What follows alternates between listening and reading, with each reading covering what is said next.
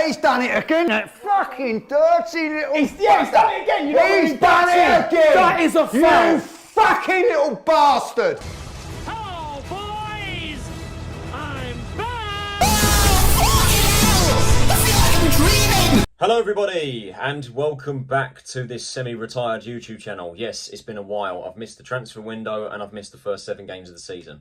Don't have an excuse, to be quite honest with you, and you're probably sick and tired of hearing excuses from me. But we are back here today and we are here to basically review everything that I've missed. We're here to review the start of the season, talk about the summer transfer window and see where Charlton are at, because it has been a while since you've seen me and a lot has happened, quite frankly, and most of it pretty good if we're looking at the way things have gone. But of course, in recent weeks, especially on Saturday, after Saturday's result, there is, I think, a lot of talking points to discuss in terms of the squad, the style of play, and just general feelings. And is the position that we are currently in the league right now a true reflection of what this team is actually capable of? So we're going to discuss all of that today. At the time of recording this video on the Monday, the Monday after the Saturday fixture against Blackpool, where we lost 2-1, we are currently sat 4th in League One, 3 points off top of the league Wrexham, who are level on points with Birmingham. Now, I think many of our fans would have been laughing with that start to the season last year, considering how absolutely torrid we were. So I think generally that is a significant improvement. We're 4th in the league. We've had a great start. Four wins, 1 draw, 2 defeats. It's been a very good start. It has been a very good start, and we've done well. We've been able to grind out the results. The one thing I was concerned about going into this season under Jones is the fact that we weren't getting the results. I know that we were, last season Jones had a terrible squad, worst team in 98 years. Had an absolutely terrible squad to deal with. We went on a 15-game unbeaten run and we drew 10 of those games. It was hard to really be excited by that. We were a difficult side to beat, but we couldn't get the results. This season, we're a difficult team to beat on occasion, and we can get results. We've proved that, with 4 wins and 1 draw, and obviously the 2 defeats, I think we probably have to say were wake-up calls, because they were generally poor performances. I refuse to let 2 results get me bogged down, 2 poor performances get me bogged down, when I do still think that there is potential in this side. There's been significant improvements in some areas. Other areas we look weaker, if I'm being totally honest with you. But generally, as I said, 4th in the table. This is a marathon, not a sprint. We've still got, 39 more games to go. But it has been a good start. Now, going back to the summer transfer window, I do think overall we did really well. I think it was very positive. I think, as I said, with most areas, we were able to strengthen the team. Some areas, as I said, generally we look weaker, and I think you guys know exactly what area I think of the pitch is weaker. It is, of course, the attack. Will Mannion coming in on a free from Cambridge United, I think he's proven to be a significant upgrade on Harry Ister, to be honest with you, and I think that we finally have a goalkeeper that can command his box. He makes that 18-yard area. He looks at that 18-yard box and he goes, this is my area. No, it's no one else's. And he commands his box so well. He comes for crosses. And I know people are generally going to say that the fact that he's kept 4 clean sheets so far this season, which is 1 less than what we kept all season with Maynard Brewer and Dice did. They kept 5 between them. I know people are going to say that the fact that Mannion's kept 4 clean sheets is because of the defence in front of him. And while I do agree, I don't want to take anything away from Mannion, because I do believe he has been very good this season. He's been someone that, when called upon and when he's been had to, command his box from set pieces, he has been able to do that. And I've been very impressed with him, and I'm looking forward to seeing more from him.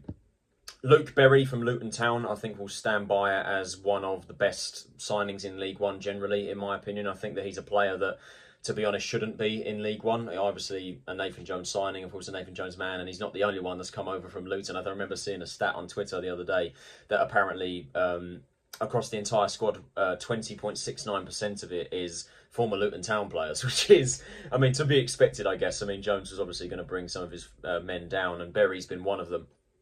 One of many. And yeah, I think Berry significantly strengthens the midfield. I think the midfield area was something that we needed to bolster, as well as the defence. And Berry comes in, as I said, as a player that shouldn't really be at this level. He's someone that has a lot of experience across the EFL. Of course, has been with Luton from League 2 all the way to the Prem. Played in the Prem last season, not as often though. I think he only started twice. Most of his appearances were off the bench. He got 2 goals in that season, and he's obviously come down to League One to become the main man of a certain team. And at the time of recording this video, he is our current top goal scorer, which you can't really, I don't think you can really, take that, as again, like the league table is final. But I think generally Berry has done well, and I think he has been a solid addition to the midfield. I think the last couple of games he's kind of fallen off a little bit, as has a couple of the other players in the squad, particularly in that area. But I think Berry is certainly a positive addition to the team, and I'm very happy that he has come across. Josh Edwards from Dunfermline. Now, when we signed him, I was a bit sceptical, considering that, I mean, he's come down from the Scottish Championship from Dunfermline Athletic. But wow, yeah, I've been seriously impressed with Edwards. I've been really, really, really impressed with him. I think he's made that left wing back position his own, to be honest with you. In the 2 and a bit games he's played, if I'm being honest with you, I think he's proven to be a better option than Thierry Small, because I think Small, if I'm being honest, has been a shadow of the player that he was last season, and I think he's had a really poor start. And I think that the presence of Edwards and the addition of Edwards is certainly going to give him that kick up the backside to be like, okay, I've got competition here. And generally, I would have Edwards over Small. I think defensively, he has been absolutely fantastic, and he can drive forward as well. He's got a bit of pace about him. He can whip balls into the box, and I've been really impressed with him. And to be honest, I was quite surprised to see him come back so soon after injury. Of course, he got injured against Leyton Orient and what was a horror tackle from Sean Clare. I'm surprised Clare stayed on the pitch. He should have been sent off 100%.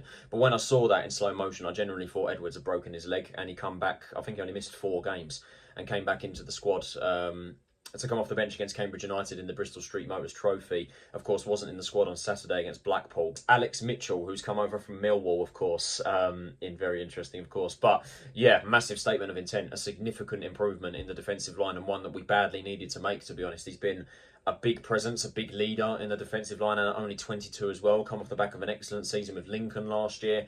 And him, alongside Lloyd Jones and Macaulay Gillespie, have been just outstanding. It's been absolutely brilliant. Defensively, we look so much better, particularly that back 3. Teams have found it very difficult to walk through us and play through us.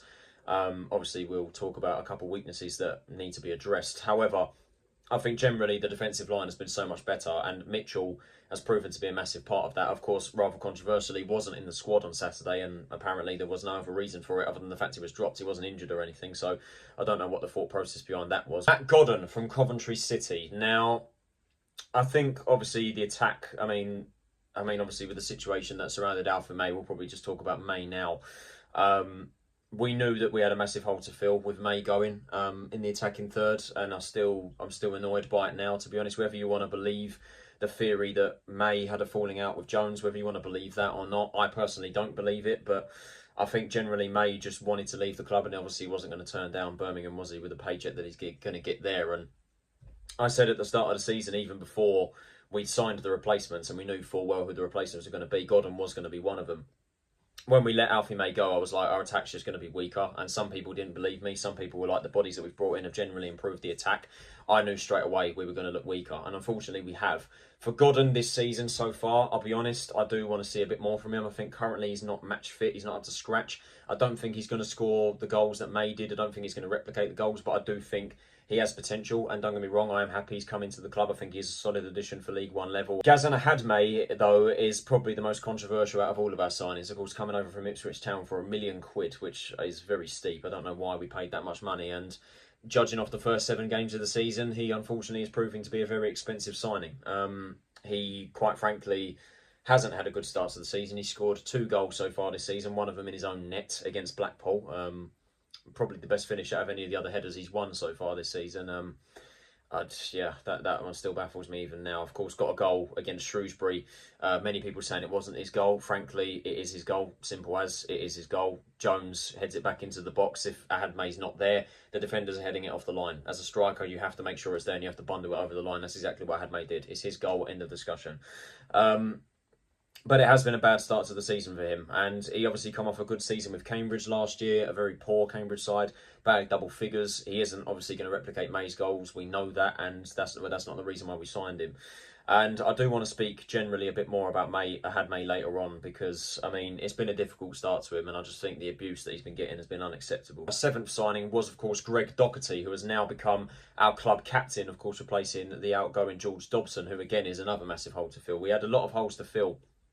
Or, I say that, mate, a lot of big holes to fill. I think May, Dobson and Blackett-Taylor going as well, if you count Blackett-Taylor. I know he left in January, but he obviously confirmed that move further in the summer when Derby completed the deal with an obligation to buy from the loan. But I think those 3 players were, the biggest holes to fill, particularly Dobson. He was our leader ultimately, and we needed that leadership back into the team, and that is certainly what Docherty I say that's what certainly Doherty was going to provide. That's what he's been given. That's the role he has been given as our captain. But I think that he's been very much similar to Berry, to be honest. I think he started strong. He's that engine in the middle of the pitch that we definitely need. He gets forward, he comes back on the defensive. His goal against Black Bolton shows that, he has got a long shot in him and he's still got that ability, and he has got that ability to perform at this level. But like Berry, I think the last couple of games he has dropped off a little bit, and I think that's probably generally with the midfield, to be honest. Kaheem Dixon from Arnett Gardens from the Jamaican Premier League, or at least that's what I think it's called, the Jamaican First Division.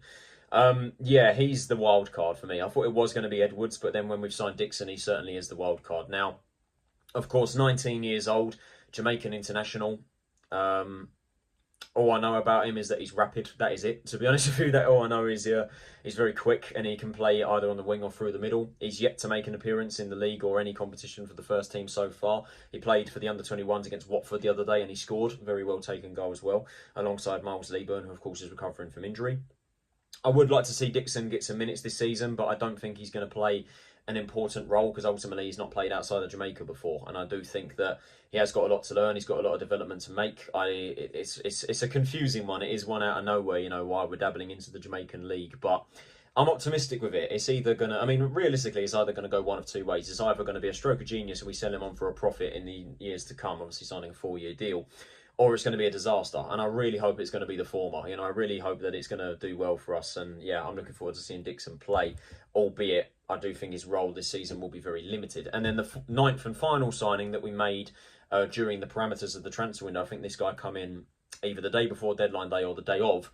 Of course, it is Alan Campbell, who's come on loan from Luton Town, the only loan player that we have signed so far. And of course, another Luton bod coming in through the door. Spent last season on loan at Millwall in the Championship, where he didn't have a good time, if we're putting it lightly.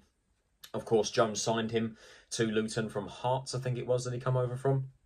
And I think generally, over the last couple of seasons that he's been with Luton in the Championship anyway, I think he has been solid. I think he has been a decent addition to the midfield. And for us, I think he also is a body that we needed in the middle of the park quite desperately, to be honest with you. And I have been I have been generally impressed in the games that I've seen him play. I think he can add something to the midfield. Of course, against Blackpool, apparently I heard he was shocking, as was most of the team, to be honest. But I think that Campbell is definitely going to add something to the midfield, like the likes of Doherty and Berry. And as I said, generally on paper, we've got stronger. But obviously, as we'll discuss in a second, generally the problems this season have mainly been with the midfield and also the attack. So beyond those 9 signings, we of course have also signed 2 more players to the squad on short-term deals, and they are both Luton players, both Luton bods that Jones is obviously very familiar with. They of course are Dan Potts and Danny Hilton, both coming in on short-term deals until January. They both were part of our pre-season campaign this season. Potts, of course, I believe is the left-sided centre-back that we desperately needed. We needed that cover for Gillespie on that side, and that now completes the defensive line. We've now got a player per position in the back 3 that we now play. 2 players per position, should I say, for each of the 3 positions, and we're in that back 3. And Potts was someone that did impress me in pre-season. I think he is that leader that we need. He captained the squad against Cambridge the other night in the BSM Trophy, and I was really impressed with him, and I do want to see more from him this season because I think he offers a lot of experience, a lot of Championship experience as well. Of course, has been with Luton for a long time and knows that club well and knows Jones well. And I think he's going to add that bit of experience that we need in the defensive line. As for Danny Hilton, of course, he's come in as a player coach role. So he's obviously, his main primary focus is not one or the other. He's come in as kind of both. But you would probably imagine that coach is probably the one that is mostly going to take precedence. If I'm being totally honest with you, though, Look, I don't know why we signed him, to be honest with you. It's the one question mark I have. I really don't know why, for both roles. I'm trying to understand it because obviously Jones knows him well. He's an experienced head. He's 35 years old. He can help the youngsters out. He can offer some wisdom and a coaching side, and he can also get a couple of minutes as a player. But the thing that I've got nothing against him playing in the cups, the BSM Trophy or the FA Cup or anything like that. If we are relying on Danny Hilton, in 2024 to play games in League One as a starter, considering that he hasn't scored a goal in 2 years, struggled to score a goal at Northampton Town, it just shows how bad our attacking force has actually been this season. I don't want to see him play in League One. Simple as, to be honest with you. I'm trying to understand why we signed him. I can't get on board with it. Even if it is a short-term deal to January, I just don't understand it. that's probably the only question mark I have with our transfer recruitment, because I think generally, as I said, overall we've done well. I think goalkeeper, we got the perfect replacement we needed, and Mannion's been a significant improvement. Defensively, we've significantly improved in both wing-back departments and the centre-back department. Midfield on paper, we've got stronger, I think, but obviously, as we'll discuss, Fucking hell, you all right, mate? there's been some areas of concern for the midfield part, which we will discuss. And attackingly, I think generally we are weaker, but I do like the additions, apart from Hilton, if I'm being honest with you. And a lot of people have been concerned with the way that we've actually played in those games, and I'm one of them. I have been concerned. I think there have been concerns since day dot. I think attackingly, as I said, we lacked a lot of attacking presence, and we have a lot of attacking presence. We don't really look like we've got a lot of goals in us. We can't really get the ball to feet with our strikers. We've got 8 options up front now, and we can't find a front two that works. That is a unified option up front that works. And the midfield as well. I think the midfield has also been a big concern because there's no creativity out there. There is no creative outlet. Last season, we got bypassed in midfield in both the attacking sense and the defensive sense. Teams found it so easy to play it through us, and then when we played out from the back, we just smashed the ball long at the attackers and just bypassed the midfield options that we have. And it's happening again. It is happening again this season, and particularly in the last few games, I think it has been exposed. Defensively is the main area that I think we've significantly improved. I think everybody can see that defensively we have massively improved, and we look a lot more organised. I think, as I said, Mannion has been a superb addition to the goalkeeper position. He commands that box. The back three of Mitchell, Jones and Gillespie, quite frankly, is untouchable in the squad right now. I think all 3 of them have been excellent so far this season. I've been really impressed. Josh Edwards has been a great addition to the left wing back. Kane Ramsey has been our best player this season. The man is ridiculous, honestly. I don't know what fee we paid Harrogate Town, but what a bargain it was. He has been absolutely phenomenal. He's been our best player. He's been ridiculously good, and I've been seriously impressed with him. But like I said, I think generally in terms of performances, we haven't really looked good. Like, I use the term shithousery, but that's exactly what we've done. That is what we've done this season. I think that what we've been able to do this season is we've been able to get the results. We've grinded out the results. Wigan, we scored late, great finish from Jones. Leyton Orient, we won it very late from Luke Berry, where it was, a very difficult. I think in both of those games we really struggled to attack. Defensively, we did really well. We played against 2 teams that were pretty solid defensively, but didn't really have anything going forward. And we were exactly the same, very solid defensively, but just couldn't get forward and couldn't create clear-cut chances, but just were able to win it in the end and get results. Bolton, I think, is the only performance where I've looked and gone, wow. Like, generally, we actually played really well and played them off the park. And I know people said it, I think we discussed it on the Chronicles. We said that, with the start of the season that Bolton have had, how good of a performance was that actually? And I just think that I don't want to take anything away from that performance, because I do think we played really well. I know Bolton have had bad starts to the season, but they are on paper one of the best teams in this league, and we haven't generally done well against Bolton. So the fact that we turned them over in the way that we did was very impressive, and I don't think that we can really take anything away from that, and I refuse to take anything away from that, because it was generally a good performance, and I was very happy with it. And that is probably the only time this season where I've generally looked at the squad and gone, wow, like we did actually play a team off the park. Reading, of course, was the exact opposite. They played us off the park, scored a long shot, and then a defensive error from Jones, and just a lapse in concentration cost us the game. But we did just struggle to create chances again attackingly, and defensively it did show that there is a weakness. Teams have found out that they can't walk through us, so we're just going to hit shots, and it happened at Reading, and it happened against Rotherham as well. Liam Kelly scoring that outrageous goal from outside the box. That was exactly the same thing. Like, teams can't walk through us, so they just smash shots at us, and it just shows that it's a weakness on that front, but it's also a weakness in that we cannot rely on the defence to, hold on for so long when our attack is just so poor, because that's what it's been. Our attack has been generally poor from a creative aspect, and we have really struggled. We're smashing balls long at Hadmay, who I would like to think, in terms of, the flick-ons, I've been impressed with him, and he's won a few headers this season, but he just hasn't found that strike partner that links with him. The strikers next to him can't link up, can't latch onto the headers. Yes, Hadmay hasn't, he should have scored more goals by now, and his presence in front of goal has been unacceptable. Some of the chances he's missed, and the own goal against Blackpool was terrible. But I do want to stick up for Hadmay. I do want to, because I do think he is a victim of the system that we're playing, because we are playing the same way that we played last season. We're smashing the ball on from the defence, bypassing the midfield towards the attackers. Why? What are we doing? We have no attacking oomph about us. We've got nothing to show from it at all. I think Tyrese Campbell, I think has been the most positive attacking outlet because he's got the pace, he's got the trickery to get past. The only issue I have with Campbell is, first of all, he's not a striker, and secondly, he's got no end product. End product is a big concern for me with TC, and I want to see more from that side of it. But I just think that we are struggling to find that front two that just clicks. Does Ahad May deserve to be starting games? No. But I do want to stick up for him because we do need that big man up front if we're going to play balls long. If you're going to play the likes of Godden and TC, or Godden and Kanu, or Kanu and TC, whatever it is, you know, with Anike not being able to start and Lieben coming back to full fitness and Dixon being, let's be honest, inexperienced, then I think it's harsh to throw him into the deep end.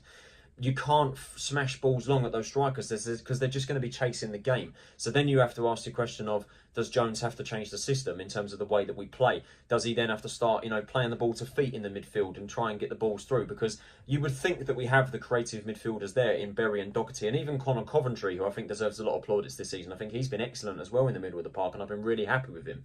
But you do have to ask, like, you know, do we need to utilise these guys a bit more and actually try and get the ball to them? But even when we have got the ball to them in the middle of the park, they've struggled to pick out that pass to the striker to find it. So I think generally, as I said, defensively we've been significantly improved and we look way more organised. Teams are not going to walk through us. But the midfield has been bypassed again in the attacking sense. And there is no creativity there either. And attackingly, we look toothless. We look toothless. And who would have seen that coming with us letting May and Blackett-Taylor go? Who would have seen that coming? I told you the attack was weaker. And everyone seems to think there, but we've got the bodies in. We look weak. We look weak going forward, and it needs to improve. It quite plain and simply needs to improve. I think Miles Lieben will feel like a new signing, and I think with the system that we're playing right now, he will feel like a new signing. He is what this system is screaming out for, but we do need to take extra precaution, which we have been doing, which is the reason why he's been out for so long.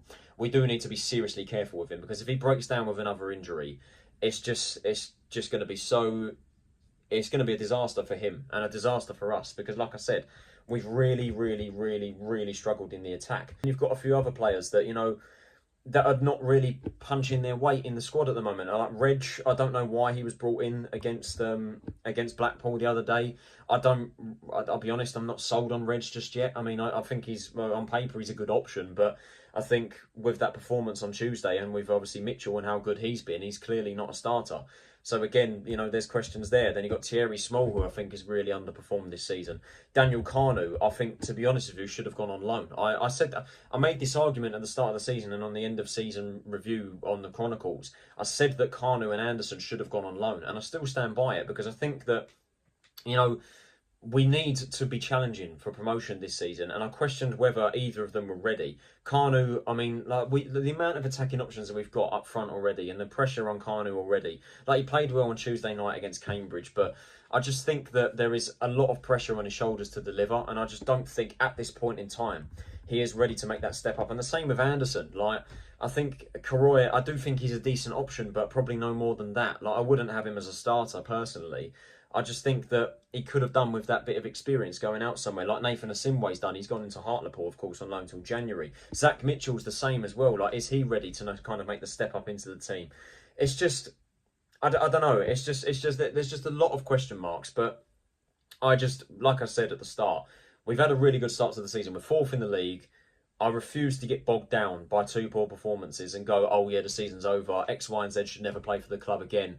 You know, like I saw, because like some of the abuse I've seen, particularly towards Ahad May, I think it's just unacceptable, to be honest with you. And I refuse to get bogged down by two poor performances when ultimately there's 39 games left to go. And who's to say that we can't get the playoffs? That's what I'm saying. Like, I do think that we can. We just need to sort, you know, like I said, we can't rely on the defence. We cannot rely on that to play, you know, for us to last the whole season. But like, I don't want to see us complain about the performances when we do get the results. I don't care how we play as long as we get the win. If we win the game, I couldn't care less. But obviously the defeats to Blackpool and Reading are wake-up calls, in the sense that if we do get exposed and the defence does crumble, which it will, and it has done on occasion, we don't have the attacking ability in us to push forward and get more goals and look like we're going to go on and win the game.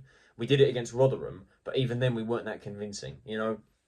So there is improvements to be made, there is concerns, but generally it has been a good start. Yeah, let's just see how we get on. It's obviously going to be a very interesting game against Stevenage on Saturday, and then we've got Bristol Rovers on the Tuesday, and then Birmingham at home, which of course is the big one. Interested to see how we fare in that one, but Let's just keep backing the boys, man. Let's just keep backing the boys. We'd have been laughing with this start of the season last year, so let's just keep it up.